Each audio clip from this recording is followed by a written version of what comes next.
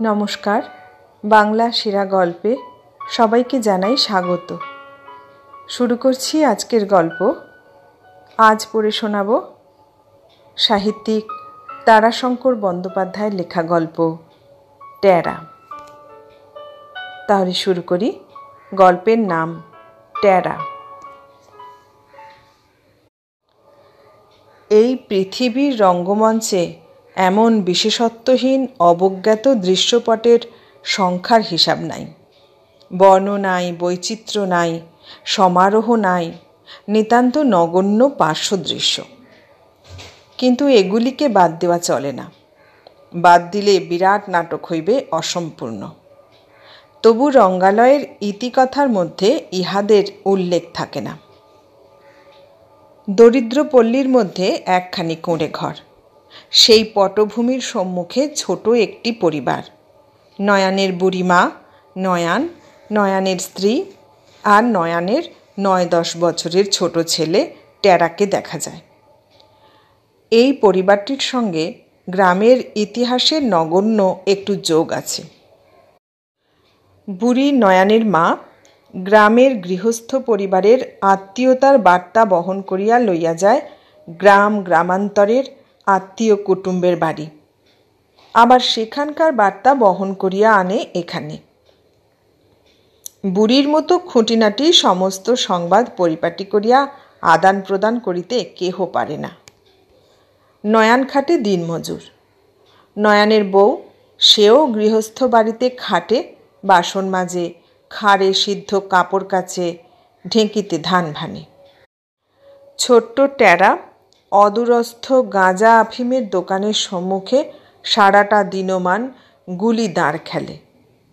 সঙ্গী না থাকিলে সে একাই দুইজনের ভূমিকা অভিনয় করে। গুলিটাকে পিটাইয়া নিজের দাঁড় লক্ষ্য করিয়া গুলি ছোড়ে, আবার দাঁড় হাতে গুলি পিটাইয়া দাঁড় মাপিয়া চলে। বালি দুলি তাল তম্পা দেখ নঙ্কা। টেরা প্রকৃতির খেয়ালের সৃষ্টি। একটা চোখ টেরা আর অতি ক্ষুদ্র, দেখিয়া মনে হয় কানা। তাহার উপর আছে জিহ্বার জড়তা। কত গৃহস্থবধূ টেরাকে দেখিয়া করুণা করিয়া নয়ানের বউকে বলে, আহা বাউরি বউ, ছেলেটি তোর কানা। ক্ষুদ্র চোখটা যথাসাধ্য বিস্ফারিত করিয়া জড় জিহ্বায় টেরা বলে, না গো, দেখতে পেয়েছি আমি। অকস্মাৎ জীবনে আসিল একটা উৎসাহপূর্ণ দৃশ্য। সেদিন প্রভাতে, তখন রজনীর কালো পট ধীরে ধীরে অপসারিত হইতেছিল, নয়ানের মায়ের বুক ফাটা কান্নার সহিত দিবসের অভিনয় শুরু হল। নয়ান গিয়াছিল কুটুম্ব বাড়ি। সেখান হইতে কলেরা হইয়া ফিরিয়াছিল রাত্রে। প্রত্যুষে তাহার ভূমিকা শেষ হইয়া গিয়াছে। তাহার পর সন্ধ্যায় প্রস্থান করিল নয়ানের বউ। পরদিন সন্ধ্যায় গেল বুড়ি নয়ানের মা। পুরাতন পটভূমির সম্মুখে সংক্রামতার সকল প্রকোপ ব্যর্থ করিয়া ছোট্ট হাবা টেরা যে শুধু কেমন করিয়া রহিয়া গেল কে জানে। টেরার জীবনে পশ্চাতের পটভূমির পরিধি বাড়িয়া গেল। ক্ষুদ্র ঘরখানি ভাঙে নাই, কিন্তু সে ঘর মমতা করিয়া কথা কয় না, আহার দেয় না, সে শুধু দেয় স্মৃতিতে পীড়া। টেরা ঘর ছাড়িয়া গ্রাম্য পথখানির উপর আসিয়া দাঁড়াইল। গাঁজার দোকানটির সম্মুখে সে আর গুলি দাঁড় খেলে না। গুলি পিটাইয়া পিটাইয়া সম্মুখ দিকেই চলে আর মাপে, তাল তম্পা দেখ নঙ্কা। যখনই প্রয়োজন অনুভব করে, তখনই সম্মুখের গৃহস্থের দুয়ারে গিয়া বলে, ঠাকরুন। কে রে? হাসি মুখে টেরা বলে, টেরা গো আমি, সেই যে মা আমার কাজ করত। আঁচলে মুড়ি লইয়া চিবাইতে চিবাইতে আবার খেলিয়া চলে। দ্বিপ্রহর পার হইলেই গ্রাম প্রান্তের সেবায়তন হইতে ভোগের ঘণ্টা বাজে। টেরা যেখানেই থাক, ছুটিতে ছুটিতে গিয়া হাজির হইয়া এক পাশে পাতা পাড়িয়া বসিয়া যায়।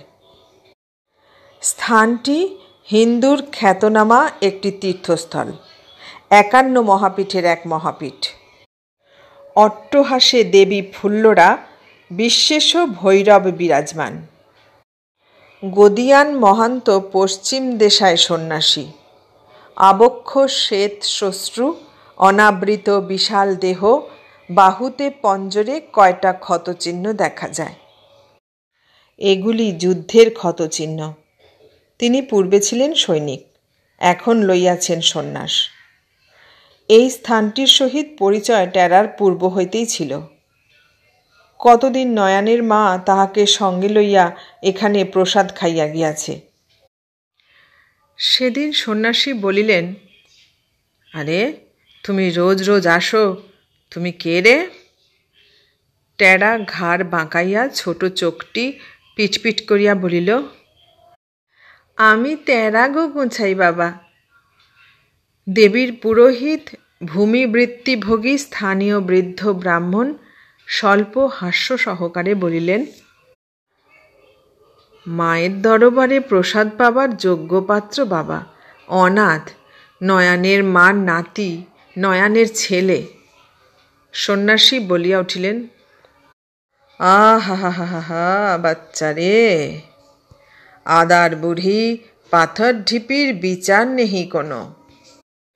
জঙ্গলের মধ্যে দেবী বিরাজিতা, তাই আদর করিয়া সন্ন্যাসী বলেন, বেটি আদার বুড়ি, আর পাষাণময়ী দেবী, তাই নাম পাথর ঢিপি।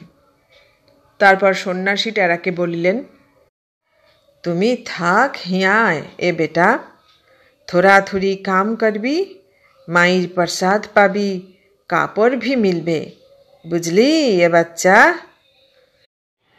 টেরা ছোট চোখটি উপরে তুলিয়া মিটমিট করিয়া চাহিয়া রহিল।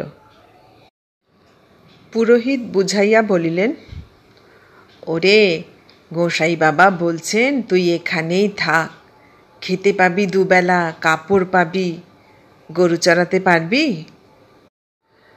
প্রবল উৎসাহে টেরা বলিল, হি হত টা টা, এদিকে এদিকে, থালার গরু, খুব পারব।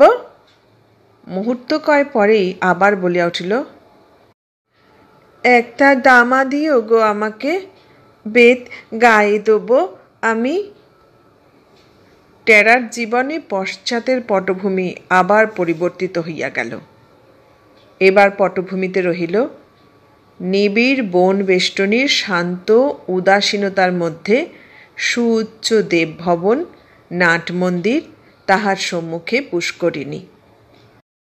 মন্দিরের পিছনে আশ্রয়, মহান্তের পঞ্চমন্ডির আসন, ভোগ মন্দির, গোশালা। অতি প্রত্যুষে উঠিয়া মহান্তজি দেয়ালে ঝুলানো ঘণ্টায় ঘা মারেন। টেরার ঘুম ভাঙিয়া যায়। সে চোখ রগড়াইতে রগড়াইতে সন্ন্যাসীর অদূরে গিয়া দাঁড়ায়। সন্ন্যাসী বলেন, জটা কোথা, আসে নাই ও আভি? ছোট মাথাটি নাড়িয়া টেরা ইঙ্গিতে বলে, না। তব তুমি যাও, গরু বাহার করো, লেফট রান, কুইক মার্চ, বাঁয়ে ঘুমো, জলদি যাও। সন্ন্যাসী হাসিতে হাসিতে কুস্তির আখড়ায় চলিয়া যান। এ অভ্যাসটুকু এখনও তাহার যায় নাই। টেরা কিন্তু গরু বাহির করিতে যায় না, চেষ্টা করে ওই ঘণ্টাটা বাজাইতে। উঁচুতে ঝুলানো ঘণ্টাটার বেচারা নাগাল পায় না। অবশেষে আবিষ্কার করে সে একটা আঁকশি। সেই আঁকশিতে ঘণ্টার হাতুড়ির দড়িটা লাগাইয়া ঘণ্টাটি বাজায়, ঢং ঢং। শেষে আপন মনেই খিলখিল করিয়া হাসিয়া ওঠে। প্রভাত হইতেই মহাপীঠে লোক সমাগম হয়। প্রথমেই আসে কয়জন নিত্যযাত্রী স্থানীয় ভক্ত, লক্ষ্মীকান্ত, শূলপাণি, চন্দ্রনাথ। লক্ষ্মীকান্ত প্রবেশ করে, মাই রাজা করো, রাজা করো, আরে ভैया ভোলা, চা চড়াও রে দাদা। দেবীর সম্মুখ পর্যন্ত সে আর যায় না। বোধ করি মনে মনেই মাকে প্রণতি জানাইয়া ভাণ্ডার ঘরের দাওয়ায় মাদুর বিছাইয়া বসিয়া পড়ে। ভোলা মহান্তের সেবা শুশ্রূষা করে, দেবীর ভোগ রান্না করে। সে জ্বলন্ত ধুনিটার উপর বড় একটা মাটির হাঁড়িতে চায়ের জল চাপাইয়া দেয়।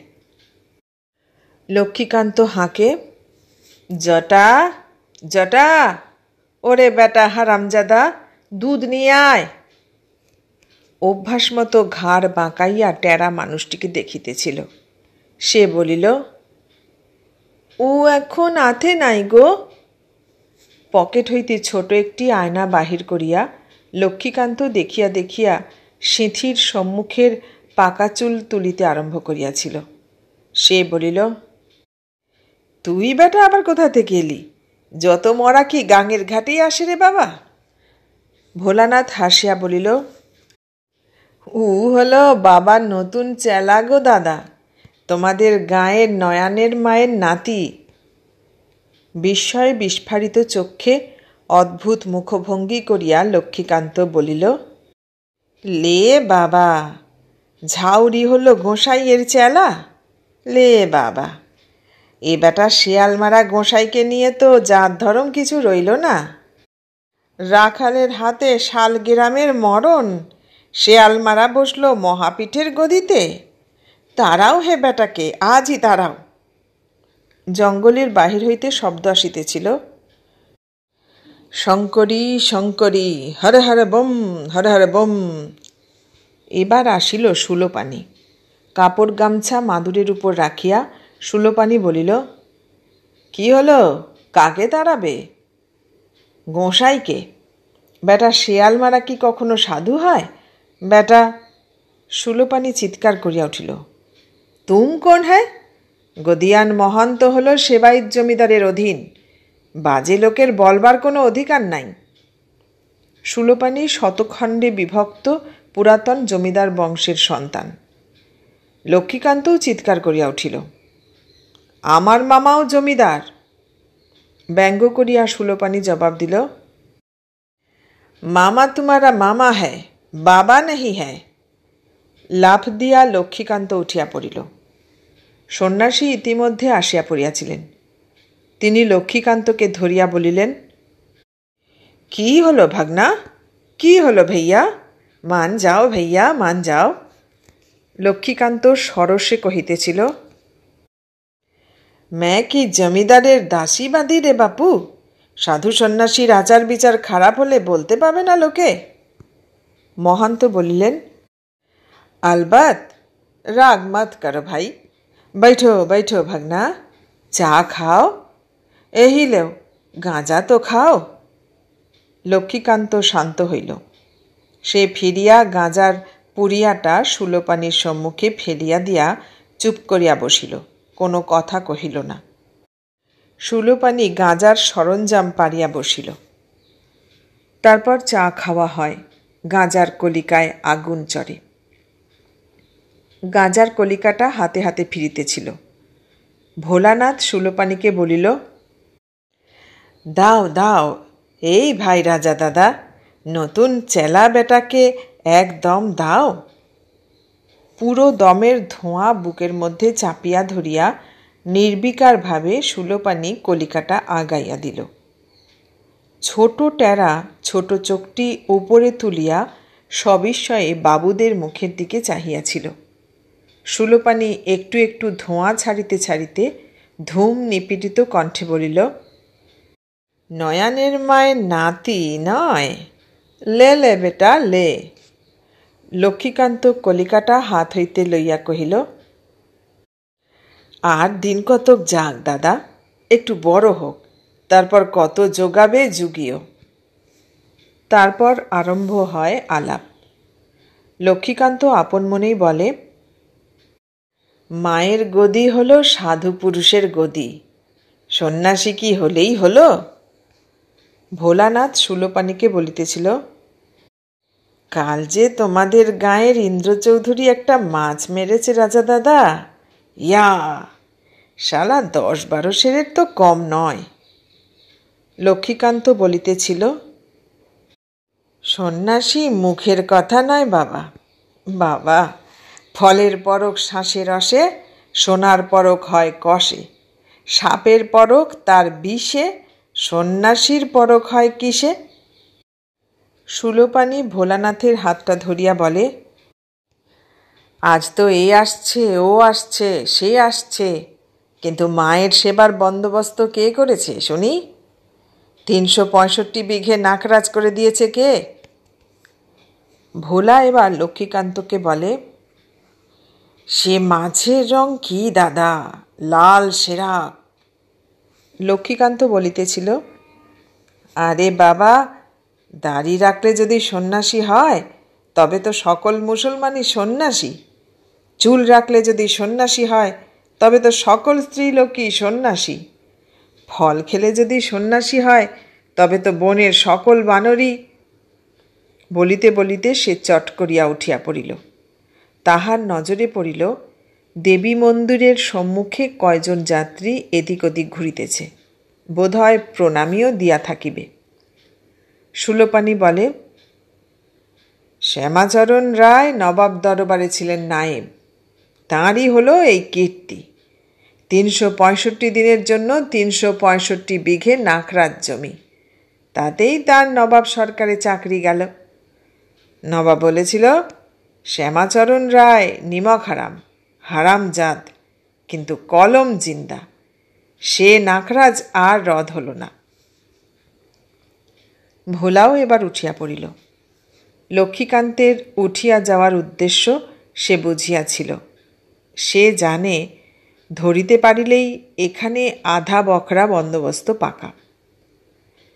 শ্রোতা পাইয়া সুলোপানি উঠিয়া গেল মহান্তের নিকট। ধুনির সম্মুখে বসিয়া মহান্ত ভস্য মাখিতেছিলেন। সুলোপানি পাশে বসিয়া কহিল, লক্ষ্মীকান্ত কে? ও কথা কয় কেন? মহান্ত বলিলেন, সচ্চ কথা ভাই, ওর এখতিয়ার কি? ভাণ্ডার ঘরের শূন্য দাওয়ার উপর টেরা একা বসিয়া রহিল। সহসা তাহার কোন খেয়াল হইল কে জানে, শূন্য গাঁজার কলিকাটা তুলিয়া লইয়া সজোরে এক দম দিল। দিবসের অগ্রগতির সঙ্গে যাত্রীর ভিড় বাড়ে। সমারোহে কোলাহলে নির্জন বনভূমি মুখরিত হইয়া ওঠে। টেরা এদিক ওদিক ঘুরিয়া ফিরিয়া বেড়ায়। বনের মধ্যে গাছতলায় দাঁড়াইয়া ভোলা অম্লশূলের ঔষধ দেয়, বাবার ধুনির ভস্য। বলে, খাওয়ার পর 1 কাঁকর ভোর চুন আর এই ভস্য, বাস, ভালো হতেই হবে। খাওয়া বারণ, শাক, অম্বল, গুড়, ডাল। দাও মায়ের প্রণামী 10 আনা। ওদিকে লক্ষ্মীকান্ত দেয় মাদুলি, আদায় করে 5 আনা। টেরা পিছন হইতে বলে, পয়সা পড়ে গেল গো তোমার। ঘাসের ভিতর হইতে সে তুলিয়া ধরে একটা সিকি। ওদিকে বলিদানের বাজনা বাজিয়া ওঠে। সকলের সঙ্গে টেরা আসিয়া দাঁড়ায়। সুলোপানি কাপড় সাঁটিয়া হাড়ি কাঠে আবদ্ধ পশুটার ঘাড় দলিয়া সরু করিবার চেষ্টা করে। ভোলা ও লক্ষ্মীকান্ত পা ধরিয়া টানে। যাত্রীরা করজোরে সভয়ে চিৎকার করে, জয় মা, জয় মা। বলিদান হইয়া যায়। রক্তাক্ত প্রাঙ্গণতলে আঙুল চুবাইয়া লইয়া সুলোপানি লক্ষ্মীকান্ত ললাটে আঁকে ত্রিপুণ্ডরক। টেরাও রক্তে তাহার ছোট আঙুল একটি ডুবায়। সে আশ্চর্য হইয়া যায়, রক্তটা গরম রহিয়াছে। অপরাহ্নের দিকে আবার দেবস্থলে জনসমাগম হয়। এখন আসেন স্থানীয় ভদ্রলোকের দল। লক্ষ্মীকান্ত সুলোপানিও আসে। ভবানীরঞ্জন রায় জমিদার বংশের সন্তান। তিনি আসেন একখানা সাপ্তাহিক সংবাদপত্র লইয়া। মজলিস করিয়া যুদ্ধের সংবাদ পড়া হয়। পশ্চাৎপদ জার্মানি, মিত্রপক্ষের অগ্রগমন, আকাশ হইতে বোমাবর্ষণ। প্রৌঢ় মহান্ত খাড়া হইয়া বসিয়া সাদা দাড়ির গোছায় গালপাট্টা বাঁধেন। শুনিতে শুনিতে বলিয়া ওঠেন, মারাদ কা কাম হ্যায়, গুলি ছুটে সাঁই সাঁই, কামান গার্জেতে দানান। ভবানীরঞ্জন জিজ্ঞাসা করেন, আপনি কোথায় কোথায় গিয়েছিলেন যুদ্ধে? মহান্ত আপনার ক্ষতচিহ্নগুলি দেখিতে দেখিতে বলেন, ইজিপ্ট, মণিপুর, কাবুল। इजिप्ट में खूब जल लड़ाई হইয়াছিল। तांबू गाड़ के बैठा रहिलाम हम ही लोग 7 दिन। दुश्मन के पता मिलल ना। कप्तान साहब हुक्म करल कि चलो पाथ तैयार करने होगा, ले कुलार और पानी का बर्तन। हविलदार बोले, हुजूर बंदूक साथ में ले ली? कप्तान साहब आंख पकाए के बोला, नहीं, हम ही लोग गिलाम 1 माइल। हुआ जंगल काट के पथ बनाने लगलाम। 1 घंटे के बाद भाई कुधा के से के जाने आसिए गलो उठ के पड़े दुश्मन। 20 ऊँट और एक ऊँट के पर 6-7 आदमी। चारी दिक से तो घेर कर लिया वो लोग। बस बंदूक चलाया, दाई दाई दनादन। कप्तान सब तो घोड़ा के पर छूटा, हमरा छुटलो पैदल में। बहुत आदमी हमारे मर गलो। तांबू में आए के एक सिपाही बंदूक लेके गुली कर दिया कप्तान को। टेरा एक पाशे बसिया अबाक हइया शुने। बड़ो भालो लागे ताहार गोसाई बाबार गल्प, विशेष करिया कामानेर आवाजेर ओई शब्दटी। दनन से आपन मनेई मुखस्त करे, दनन दनन। 3 বৎসর পর দৃশ্যপটের পরিবর্তন বিশেষ কিছু হয় নাই। একটা বড় শিরিষ গাছ মরিয়া শুকাইয়া গিয়াছে। তেঁতুল গাছগুলার ডাল কাটা হইয়াছে। নিবিড় বনশোভা যেন ঈষৎ শীর্ণ হইয়া আসিয়াছে। পরিবর্তন হইয়াছে টেরার। আকারে সে অনেক বড় হইয়াছে। মাথায় কোঁকড়ানো চুলগুলি ঝাঁকড়া ঝাঁকড়া হইয়া বড় হইয়াছে। চলে সে খোঁড়াইয়া খোঁড়াইয়া। লক্ষ্মীকান্ত বলে, ওরে বেটা, এত গাঁজা খাসনি, শেষে রক্ত বমি করে মরবি। গাঁজা খেয়ে বেটার পায়ের শিরায় টান ধরেছে দেখো। টেরা হিহি করিয়া হাসে। লক্ষ্মীকান্ত সেদিন বলিল, বেটা যদি গাঁজাই খাবি তো একটু করে দুধ খাস। ছাগল টাগল দুইয়ে নিয়ে চোঁ করে 1 ঢোক, বুঝলি? বলিয়া সে নিজেই হাহা করিয়া হাসিয়া উঠিল। ঘরের ভিতর হইতে ভোলা বলিল, বেটা দিনরাত গাঁজা খাচ্ছে দাদা, দিনরাত। এখানে তো খাই, আবার কিনেও খায়। আজকাল মায়ের পেনামির পয়সা চুরি করছে বেটা। টেরা হাসিতে হাসিতে বলিল, ভাগে তোর কম পড়ছে লয়। ভোলানাথ চটিয়া উঠিয়া বলিল, দেখো দাদা দেখো, বেটা বাউরির আসপদ্দা দেখো। টেরা বলিয়া উঠিল, ডোবো বলে সেই কথাটি সেই? ভোলা এবার অগ্নিমূর্তি হইয়া বলিল, মরবি মরবি, বামুনের অভিশাপে মরবি তুই। টেরা হাসিয়া উঠিল, টোকে না নিয়ে লয়, টোকে লোব তবে যাব। তোর মতো 7টা বামুন জলপান করি আমি। ওদিক হইতে মহান্তের আগমন ইঙ্গিত পাওয়া যাইতেছিল। স্নানান্তে তিনি ফিরিতেছিলেন। মাই হামার আদার বুড়ি গো, কৃপা কর মাই গো, পাথর ঢিপি গো, দয়াময়ী গো। টেরা ছুটিয়া পলাইয়া গেল। কহিল, গোসাই বাবা আচ্ছে বাবা, বেটা ছেয়াল মারা, রাগলে রক্ষে থাকবে না বাবা। ভোলা কহিল, দিচ্ছি বলে গোসাই বাবাকে, দাঁড়া, গাল দাও তুমি। পলায়ন পর টেরা ঘুরিয়া দাঁড়াইয়া বলিল, সেই কথাটি সেই বলিয়াই সে বনান্তরালে অদৃশ্য হইয়া গেল। লক্ষ্মীকান্ত বলিল, জানে দেও ভাইয়া, বেটা বড় বদমাস, চায়ের দেরি কত দেখো। ভোলা বলিল, চা তো হলো দাদা, দুধের হয়েছে টানাটানি। গরুতে দুধ দিচ্ছে না ভালো, মায়ের ভোগ হবে না চা হবে। কেন, গরুতে দুধ ছাড়ালে নাকি? না দাদা, এই সবে কচি বাছুর, কে জানে কেন যে দুধ দেয় না। ওই বেটা শালা টেরার হাতে পড়ে সব মাটি হলো। খেতেই দেয় না হারামজাদা। গরু চড়াতে যাবে তাও হাতে এক বাঁশি। মহান্ত আসিয়া পড়িয়াছিলেন। তিনি প্রশ্ন করিলেন, কে রে ভোলা? লক্ষ্মীকান্ত বলিয়া উঠিল, আপনার যেমন কাণ্ড, টেরাকে রেখেছেন গরুর সেবা করতে। ও বেটাকে তাড়ান, আজই তাড়ান। বেটা গাঁজাল বদমাস, গরুকে খেতে দেয় না, গরুতে দুধ দিচ্ছে না। ভোলানাথ কহিল, বেটা মায়ের পেনামি চুরি করছে আজকাল, আপনাকে গাল দেয়, বলে শেয়াল মারা। বিশ্বাস না হয় জিজ্ঞাসা করুন এই দাদাকে। মহান্ত ক্রোধ ভরে বলিলেন, ভাগা দেও হারামজাদ শয়তানকে। টেরা, এ টেরা! কোথায় টেরা? দ্বীপ্রহরে বলির বাজনা বাজিয়া উঠিল। টেরা ঠিক আসিয়া হাজির হইয়াছিল। বলি হইয়া গেল।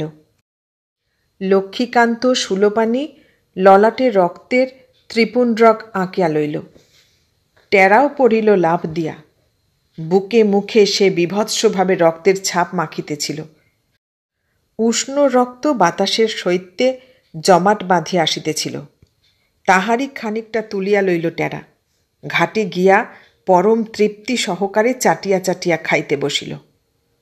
ভোলানাথ আসিয়াছিল ঘাটে। সে শিহরিয়া উঠিয়া বলিল, রাক্ষস, বেটা রাক্ষস রে! টেরা হিহি করিয়া হাসিয়া বলিল, তোর রক্ত এমনই করে খাবো আমি। ভোলা ক্রোধে তাহাকে তাড়া করিল। টেরা ঝাঁপ দিয়া পড়িল জলে। সাঁতার দিয়া গভীর জলে গিয়া মুখ ফিরাইয়া ভোলাকে বলিল, কচকচ করে তোর হাড় মাংস রক্ত খাবো আমি। দারুণ ক্রোধে ভোলা একটা ঢেলা তুলিয়া ছুঁড়িয়া মারিল। সঙ্গে সঙ্গে টুপ করিয়া টেরা জলে ডুব দিল।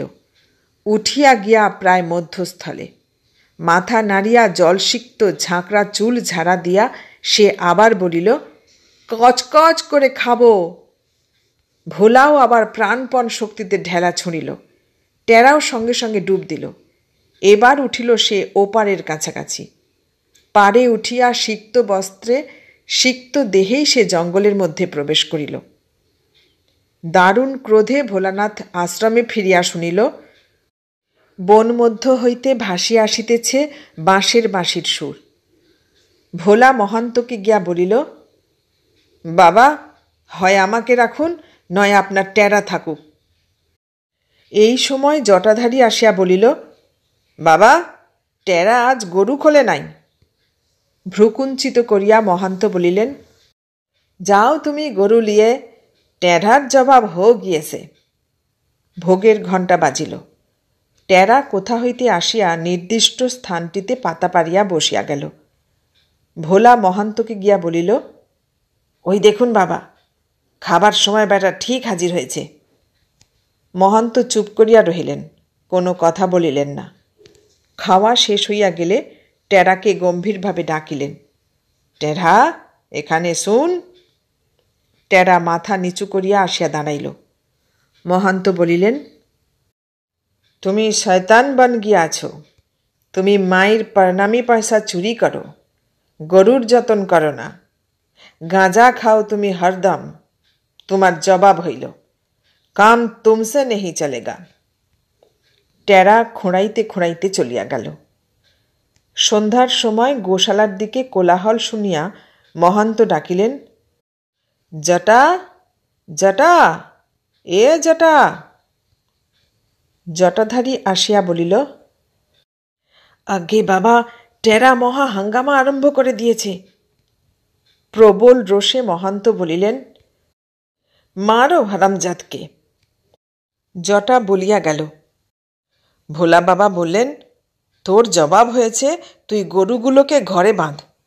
গরু ঘুলতে গেলাম তো টেরা আমাকে মারতে আসছে, বলছে আমার কাজ তুই করবি কেন? আমি বললাম, তোর যে জবাব হয়েছে। বেটা বজ্জাত বলে কি বাবা? জবাব দিয়েছে কে? মায়ের গরু, মা তো জবাব দেয় নাই আমাকে, আমি যাব কেন? মহান্ত হাঁকিলেন, টেরা, এ টেরা। গোশালা হইতে উত্তর আসিল, ডাই গো বাবা, গরু বাঁধছি আমি। কিছুক্ষণ পরই সে আসিয়া দাঁড়াইল। মহান্ত বলিলেন, শয়তান, বদমাস। টেরা নীরব। মহান্ত আবার বলিলেন, চিমটাকে মারে হাড্ডি তোড় দেগা হাম। তবুও টেরা চুপ করিয়া দাঁড়াইয়া রহিল। ভোলা কহিল, কানা খোঁড়ার ৮০ দোষ বাবা, ও বেটা কানা খোঁড়া ২। মহান্ত বলিলেন, যাও, শয়তানি করবি না, গাঁজা খাবি না, মন লাগাকে কাম করবি। ধর বেটা, ভোলাদাকে পায়ে ধর। ঢিপ করিয়া একটা প্রণাম করিয়া টেরা লাফাইতে লাফাইতে চলিয়া গেল। গোশালার প্রাঙ্গণে আপন মনেই আরম্ভ করে, লেফট টার্ন, কুক ম্যাচ। দিন ২ পর দ্বীপ্রহর রাত্রে ভোলা আসিয়া মহান্তের দ্বারে মৃদু করাঘাত করিয়া ডাকিল, বাবা, বাবা। কে? কন হ্যায়? আমি ভোলা। কেয়া রে এতনা রাতে? একবার উঠে আসুন। দরজা খুলিয়া মহান্ত বলিলেন, কি? আসুন একবার আমার সঙ্গে, চুপি চুপি একটু। গোশালায় গিয়া দেখা গেল ঘরের দরজা খোলা। ঘরের দুয়ারে দাঁড়াইয়া ভোলা ফস করিয়া একটা দেশলাইয়ের কাঠি জ্বালিয়া ফেলিল। সচকিত আলোকে দেখা গেল টেরা একটা গাইয়ের পেটের তলে শুইয়া শান্ত সন্তানটির মতো স্তন লেহন করিতেছে। দেশলাইয়ের কাঠিটা নিবিয়া গিয়াছিল। পুনরায় একটি কাঠি জ্বালিয়া ভোলা দেখিল বিশাল দেহ মহান্তের হাতের মুঠার মধ্যে টেরা নির্জীবের মতো ঝুলিতেছে। বাহিরের প্রাঙ্গণে টেরাকে নিক্ষেপ করিয়া মহান্ত বলিয়া উঠিলেন, শয়তান, হারামজাদ। পর মুহূর্তেই লাফ দিয়া উঠিয়া সেই নিবিড় অন্ধকারের মধ্যে টেরা কোথায় ছুটিয়া পালাইয়া গেল। ৩-৪ বৎসর পর আবার টেরাকে একদিন দেখা গেল এই দৃশ্যপটের মধ্যে। তাহার পরনে গেরুয়া, মাথার ঝাঁকড়া চুলে ২-৪টি জটাও দেখা দিয়াছে, কাঁধে ঝোলা, হাতে একটা আঁকা বাঁকা লাঠি। অতি প্রত্যুষে সে মহাপীঠে প্রবেশ করিল। হাত পা ধুইয়া প্রথমেই সে ঘা মারিল সেই ঘণ্টাটায়। আশ্রমে প্রবেশ করিয়া হাঁকিল, শিবরাম, শিবরাম, বম বম শঙ্কর। ভোলা সবে তখন উঠিয়াছে। মহান্তের দরজাটা বন্ধ। টেরা মহান্তের দরজার সম্মুখে গিয়া ডাকিল, বাবা, গোছাই বাবা। পিছন হইতে ভোলা প্রশ্ন করিল, কে কে কে হে তুমি? মুখ ফিরাইয়া টেরা হাসিয়া বলিল, চিনতে পারছ না ভোলা গোছাই? শ্বাসচর্যে ভোলা বলিল, আরে তুই বেটা কোত্থেকে রে? এ যে একেবারে সন্ন্যাসীর সাজ। টেরা হাসিয়া বলিল, টোকে আর পেনাম করব না। তারপর আবার প্রশ্ন করিল, গোছাই বাবা কোটা গো? বাবার বড় অসুখ রে। টেরা ডাকিয়া উঠিল, গোছাই বাবা। বাধা দিয়া ভোলা বলিল, ডাকিস না। ভিতর হইতে গম্ভীর কণ্ঠের দুর্বল সাড়া উঠিল, ভোলা। ভোলা দরজা ঠেলিয়া ভিতরে প্রবেশ করিল। মহান্ত বলিলেন, জল, মুখ ধোনা কো জল দে বেটা। কন রে? ও কন রে? দরজার পাশ হইতে টেরার মুখ উঁকি মারিতেছিল। সে হাসিয়া বলিল, আমি গোছাই বাবা। ভোলা কহিল, সেই বেটা টেরা কোথা থেকে সন্ন্যাসী সেজে সকালবেলাতেই এসে হাজির। মহান্ত বলিলেন, টেরা, আরে इतना रोज कहाँ छिली रे बेटा? आओ आओ, सामने आओ बेटा, একবার দেখে। সন্তর্পণে টেরা আসিয়া ঘরের একপাশে দাঁড়াইল। ভোলা জল আনিতে চলিয়া গেল বোধ হয়। টেরাকে দেখিয়া সন্ন্যাসী বলিলেন, আরে বাচ্চা, একদম সে সন্ন্যাসী হো গয়া। অল্পক্ষণ নীরবতার পর আবার তিনি বলিলেন, छोड़ देओ, ये मतलब छोड़ दे बच्चा, शादी कर, बिया कर, संसार बताओ, रह जाओ संसार में, रह जाओ बेटा। টেরা গম্ভীরভাবে বলিল, তাই করব বাবা, আর ডাব না। কয়টি কথা বলিয়াই সন্ন্যাসী পরিশ্রান্ত হইয়া পড়িয়াছিলেন। চোখ মুদিয়া তিনি নীরবে শুইয়া রহিলেন। টেরা বাহিরে আসিয়া ভোলাকে বলিল, দাও, বাবাকে ডল দিয়েছ। ভোলা চড়াইয়াছিল চায়ের জল। সে বিরক্তি ভরে কহিল, তু বেটা বস ওইখানে। বেটা আমার সোহম স্বামী এলেন, দেবো জল দেবো, শুধু কি জল দিলেই হবে? বেটা বুড়ো দিন রাত ঘর দোর কাপড় ময়লা করছে।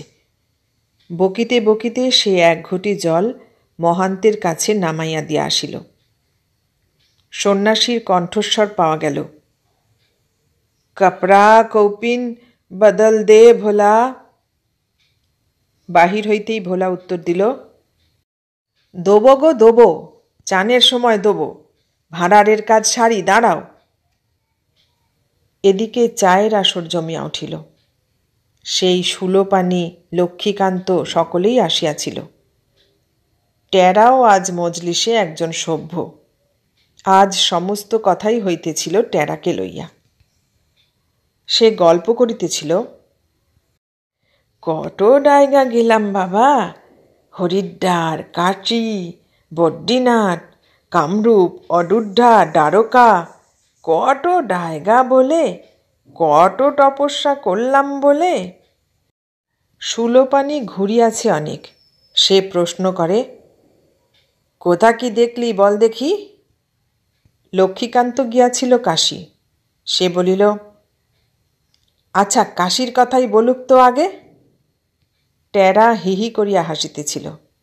কহিল, বিঠ্ঠনাথ, বদ্রীনাথ, কত ঠাকুর, ঠব কি মনে থাকে? ভোলা বলিল, বেটা পয়লা নম্বরের মিথ্যেবাদী। কই বল দেখি বদ্রীনাথের কথা হাত।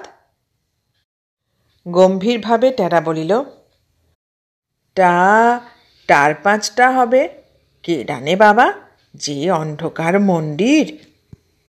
মহান্ত ডাকিতেছিলেন, ভোলা, ভোলা। ভোলা বিরক্তিভরে বলিল, দাদা জ্বালালে বেটা বুড়ো, মরেও না বাঁচেও না। দাও এখন কাপড় ছাড়িয়ে দাও, ময়লা পরিষ্কার করে দাও।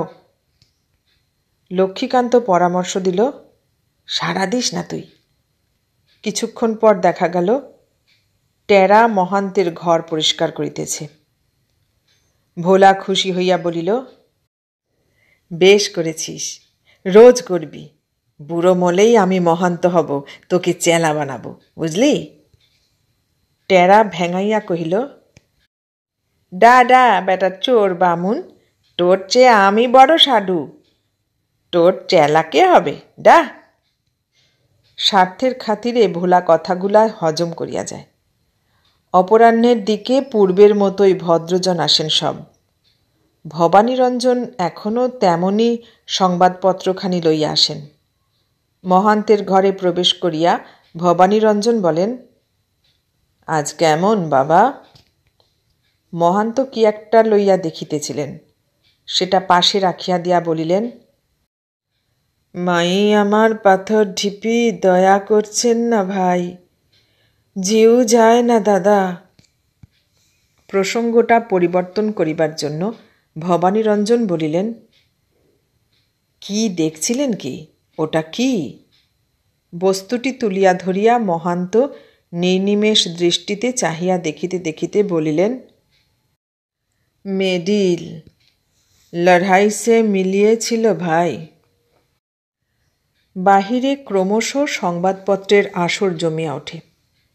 হাস্য পরিহাসের কলরবের মধ্যে মাঝে মাঝে রুগ্ন মহান্তের কণ্ঠস্বর শোনা যায়, ভোলা, ভোলা।